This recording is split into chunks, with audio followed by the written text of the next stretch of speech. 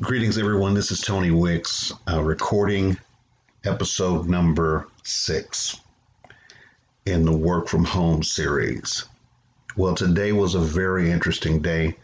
It seems like the more we have these discussions, there's a situation that comes up on a daily basis that shows how our system works. Now, this has nothing to do with my company, nothing to do with me personally. But I'll tell you this story. I had a meeting this morning with a client, and it was related to a real estate transaction. And so I pulled up to the office, and when I got to the building, I didn't know if it was open or not because of the COVID-19 stuff. But anyway, I called the receptionist, or what I thought was a receptionist, on the phone. It was the office number. Well, it turns out it was the actual cell phone of the broker, the owner of the real estate office. And so I let him know that I was there to see a client, the time of the appointment, and he had no clue as to who I was meeting with. He didn't know that I was supposed to be there. He was totally clueless. And so I said, well, I'll tell you what I'll do. I'll call the office. He says, no, I'll tell you what.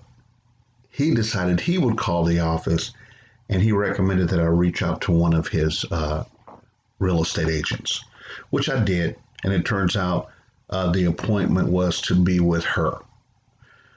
So we get to the office, we meet, the appointment is done. And I was playing the scenario back in my mind after the appointment had finished. Now, there's a few people involved in the transaction. There's the clients, there's a real estate agent, and then there's the real estate broker. And then, of course, the receptionist was there at the desk. So out of all of those people that I just mentioned, who would you think is making the most money on that real estate transaction? Think it's a client, agent, receptionist, or the broker? You guessed correctly. The broker makes the majority of the money.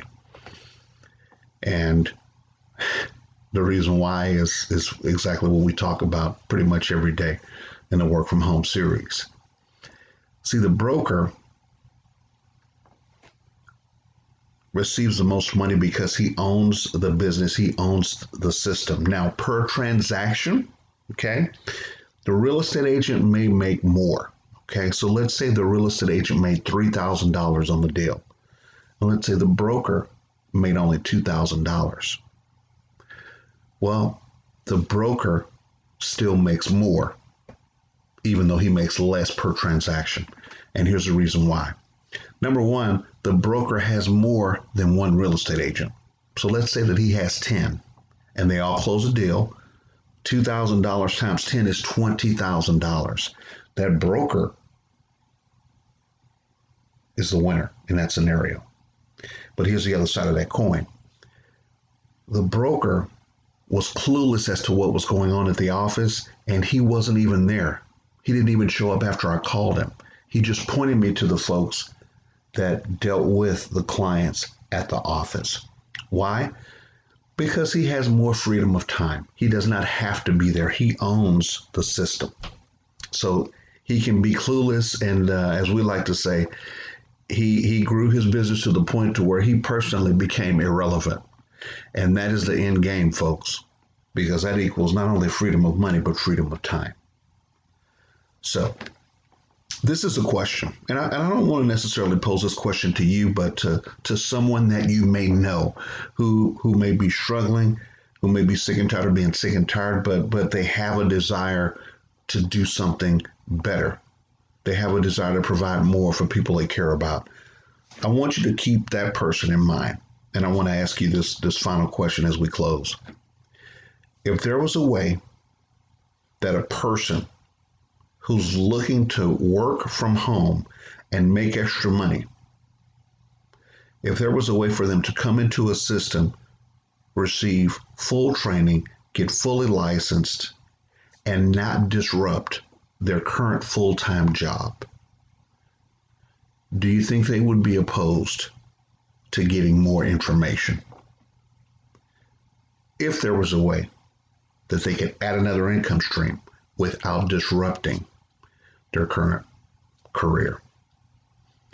I would say that probably maybe 9 out of 10 people would probably say yes. But there is a caveat to that.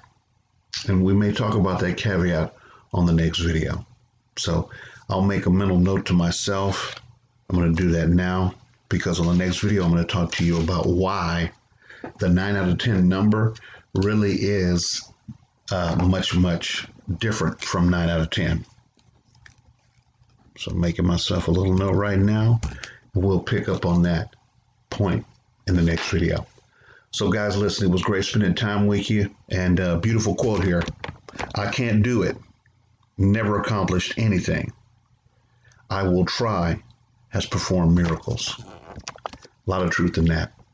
So guys, listen, thanks for spending time with me. I want you to subscribe to the channel, like, comment, share it with someone that you want to be a blessing to.